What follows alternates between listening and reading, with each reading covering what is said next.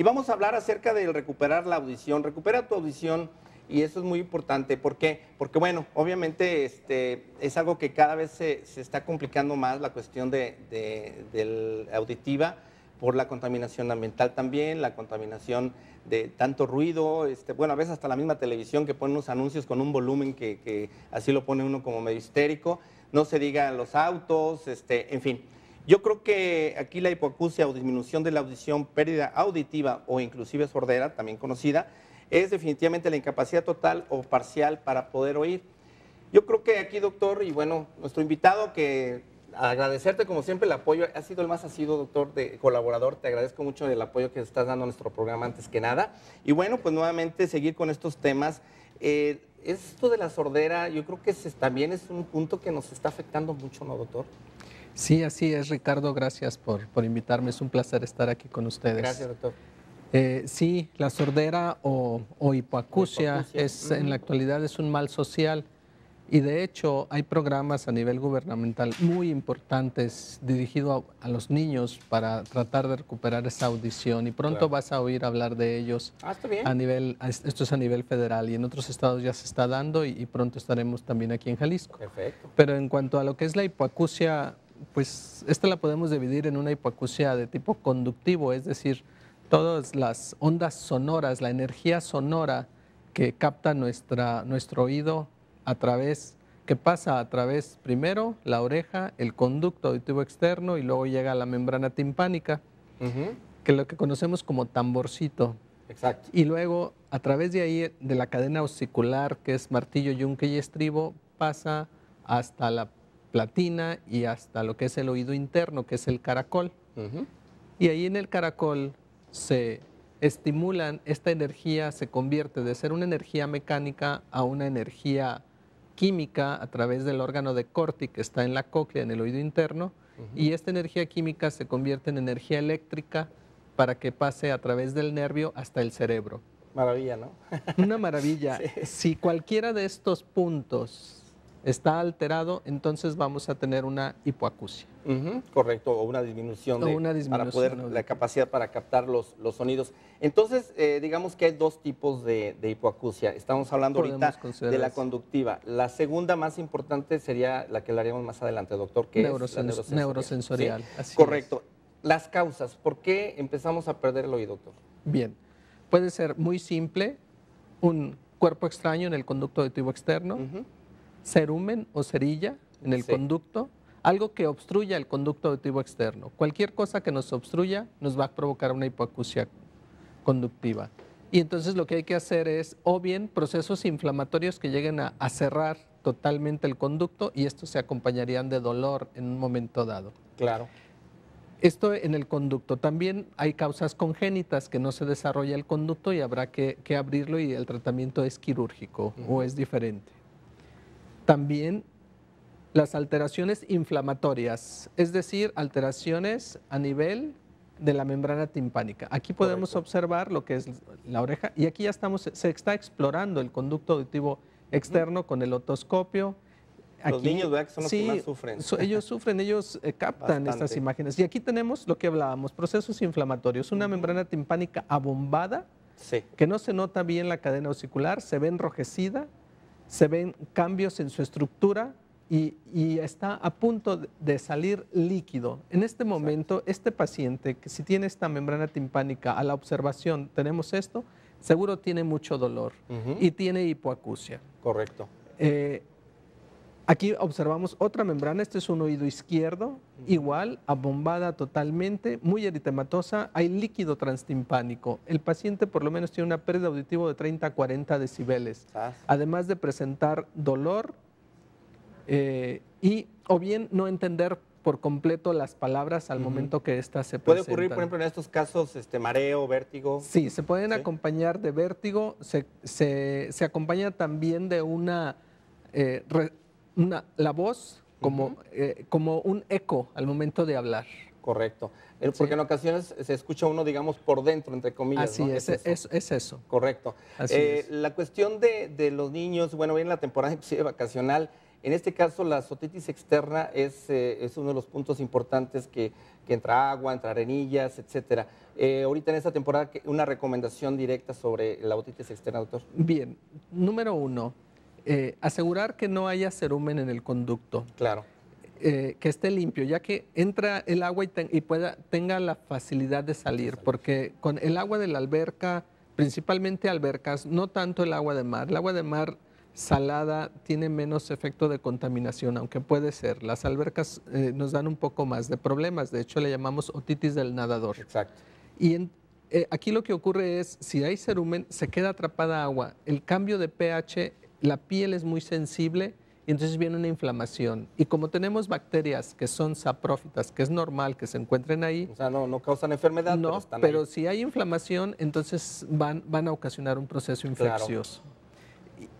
Entonces, ahí lo que hay que hacer, primero asegurar que esté limpio el conducto. Segundo, la técnica de secarse el conducto auditivo externo. Es muy importante. Yo les digo a mis pacientes, doblen un Kleenex y que quede como en punta. Okay. Que lo acomoden en el conducto auditivo externo, el Kleenex no nos va a dañar en lo más mínimo, y luego girar su cabeza hacia ese lado para que por gravedad salga el agua y mover la oreja. Y se absorbe. Teniendo la punta del Kleenex dentro en el conducto. Y eso hace que se absorba el agua y se seca muy fácil. Si no hay un Kleenex, pueden utilizar papel sanitario o pueden utilizar una toalla delgadita. Pero cotonete no. De preferencia cotonete no, porque la cabeza del cotonete es gruesa y lo que hace es reempujar el poco cerumen que hay. Y con el tiempo y la costumbre, al rato tenemos tapones de cerumen que van a causar hipoacusia, claro, y tendríamos que hacer un lavado del conducto. Por supuesto, si hay infección y hay dolor, hay que utilizar medicamentos, antibióticos y esteroides como antiinflamatorios en el conducto, si es que no ha llegado a haber una perforación de la membrana timpánica. Correcto, entonces aquí sería importante como una recomendación antes de salir de vacaciones, que ya están aquí encima, pero bueno, todavía es un buen momento, que vayan con su otorrino para que le hagan una limpieza, igual si ya de por sí ya tienen ya algún problemita para captar los sonidos. Bien, vamos al corte, doctor, si me permites, regresamos, claro. No tardamos nada y ahorita continuamos hablando de los otros problemas que afectan, en este caso, el sentido del oído. Claro que sí. Regresamos.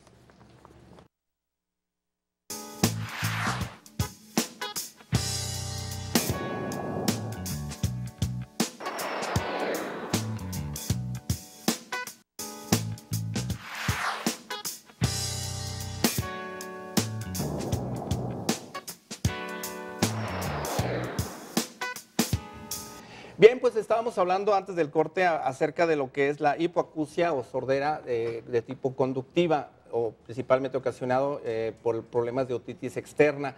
Tenemos aquí al doctor Héctor Macías, que como siempre, bueno, es nuestro especialista ya de base aquí en las cuestiones de temas de otorrinolaringología. Bueno, hablábamos de esto, doctor. Entonces, aparte de los problemas en el oído externo, el oído medio, ¿qué tipo de problemas van a ocasionar también problemas de auditivo, inclusive que probablemente sean los que se convierten ya más severos, ¿no? Sí, principalmente las alteraciones de procesos inflamatorios, infección, como vimos las imágenes en donde hay una inflamación de una otitis media que fue complicado por un proceso ya sea rinosinusitis o un proceso de vías respiratorias altas, que ocurre una inflamación hacia el oído medio. Hay acumulación de líquido, hay inflamación, hay dolor, hay fiebre, hay tos y hay que tratarlo. Hay que tratarlo con antibióticos o antimicrobianos, antiinflamatorios, y en ocasiones requiere el tratamiento quirúrgico, que consiste en abrir la membrana timpánica para aspirar. Correcto. Aquí en este caso es una otitis serosa. Este caso ya es un proceso crónico también, en el que seguramente el paciente tiene un antecedente alérgico seguramente, correcto, o una ototubaritis, es decir, una inflamación de la comunicación oído-nariz. Y entonces estos chiquitines oyen ruido, o las personas adultas oyen ruido, no tienen pérdida auditiva, y lo que hay que hacer es tratarlo, es colocar un tubo de ventilación. En este caso es precisamente una otitis media, pudo haber sido aguda en su momento, pero fue una infección repetitiva y lo que ocurrió es una perforación casi total de la membrana timpánica. Y entonces en este caso ya no tenemos la protección de la membrana timpánica. Estas personas se meten a nadar o entran a la regadera y entonces están sufriendo de infecciones repetitivas frecuentes. Estas infecciones repetitivas frecuentes lo que ocasionan va a ser una hipoacusia neurosensorial seguramente. Exacto. Y en este caso, esta es una perforación de la membrana que estalló por sí sola la membrana, se recuperó, tal vez con tratamiento o tal vez sin tratamiento, pero estalló la membrana y no se ha recuperado, sigue la perforación. Entonces, igual, lo mismo, entra agua y hay infección. Entonces, lo que tenemos que hacer en ambos casos, el anterior y este, es cerrar la membrana timpánica a través de procedimientos quirúrgicos. Y en este último caso, donde estaba la otitis serosa, precisamente, donde se ven las burbujas, precisamente hay que colocar un tubo de ventilación. Después que el tratamiento médico máximo no haya funcionado. Correcto. Es decir, no hay que irse inmediatamente a los procedimientos quirúrgicos. Eso es importante. Lo que sí es una realidad, que cualquiera de estas patologías que observemos del oído medio nos van a causar una hipoacusia conductiva. Y si regeneramos la membrana timpánica, los pacientes sí recuperan audición. Correcto. Si logramos sellarla adecuadamente.